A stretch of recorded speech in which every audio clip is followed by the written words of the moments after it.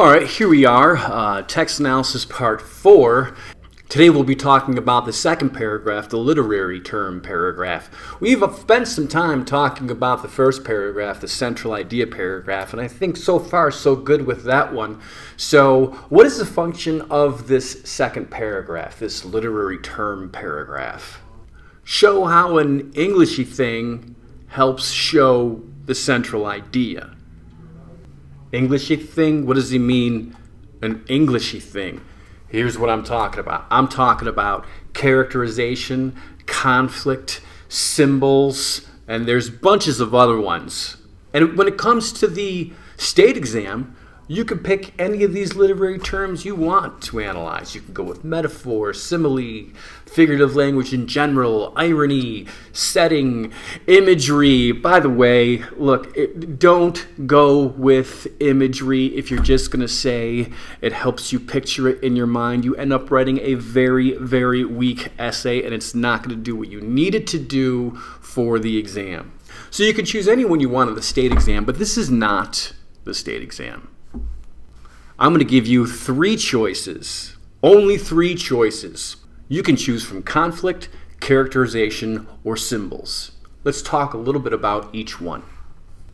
Let's start with conflict. If you were writing a text analysis on St. Lucy's and you went with the central idea, pretending to be someone you don't really want to be is unnatural. Remember, a lot of you picked that one back on Tuesday, which was great.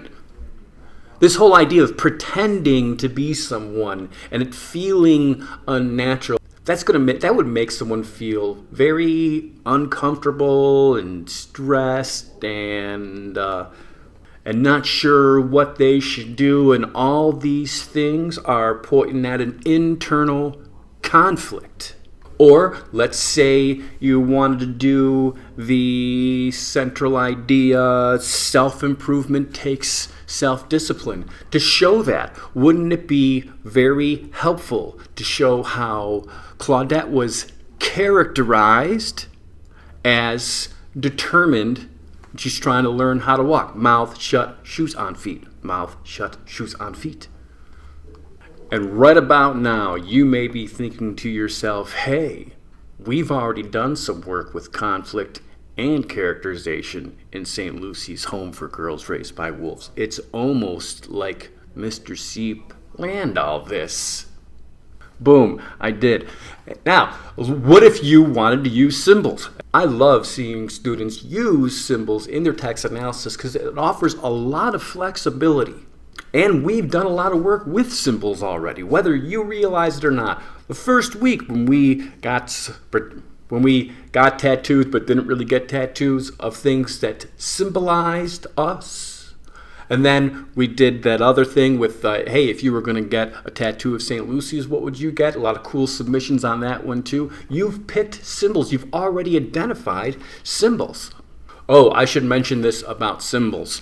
A lot of the work we did with symbols, a lot of people picked things, items, which is fine.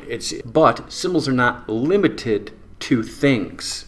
Like if we said the shoes were a symbol of the girl's new life, that'd be choosing a thing, and that totally works. It totally works. But symbols are not limited to things. Symbols can also be a place. A place can be a symbolic thing. Like in St. Lucy's, the woods, that's symbolic of their old life. And outside of St. Lucy's, what's a place that is a symbol of happiness? Disney World, I guess. I'm sure maybe you have your own. Also, people. People can be symbols. People can be representative of something. Super funny thing that happened just last year.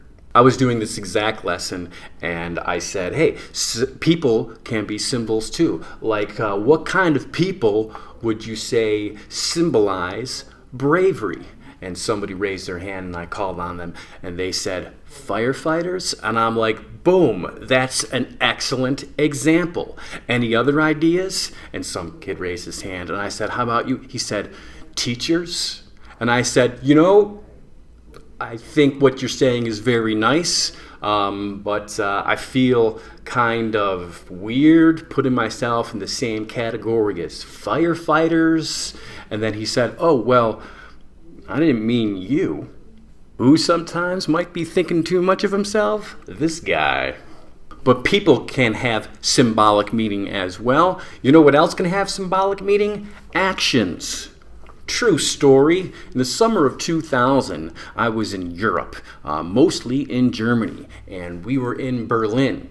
And my stepmother-in-law was driving in Berlin, and we accidentally cut off a bicyclist, and he let my stepmother-in-law know how he felt about her driving with one simple gesture that it turns out is universal. I thought it might have been just a North American thing, something that I call your driving finger. Like if you get cut off in the JC traffic circle and someone says, "You've made one mistake," I think you know what gesture I'm talking about. No, I'm not going to demonstrate.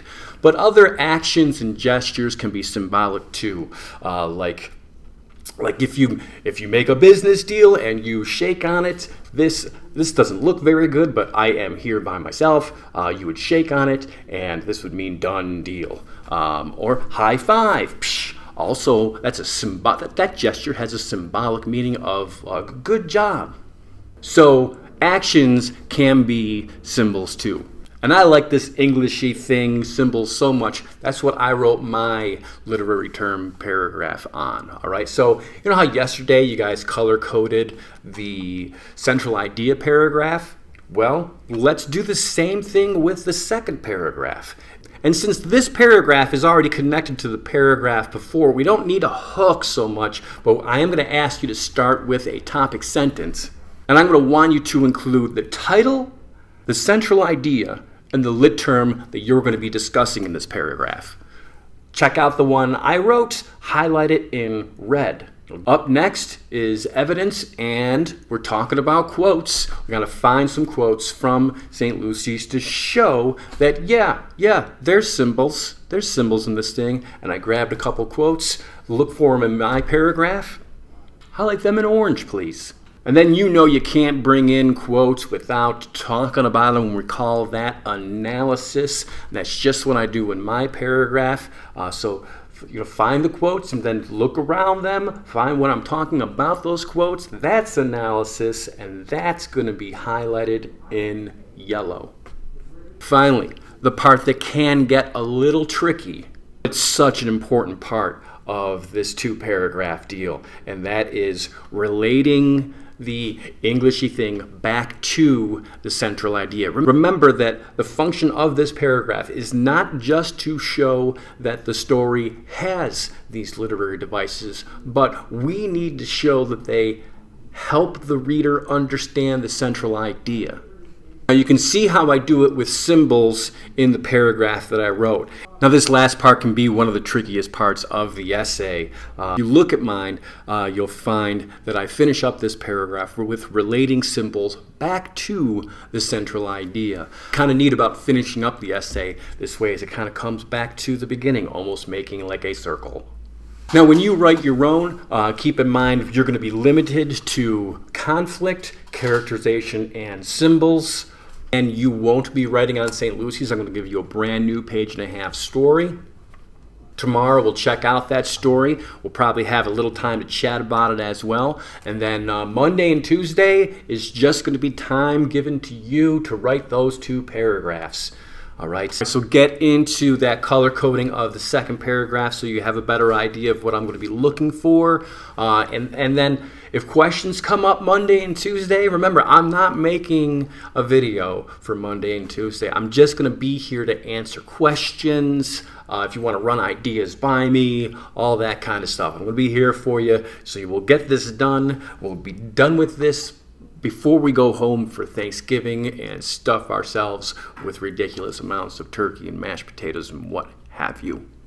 Get that stuff done. Get it submitted. We'll hook you up with some points. See you later.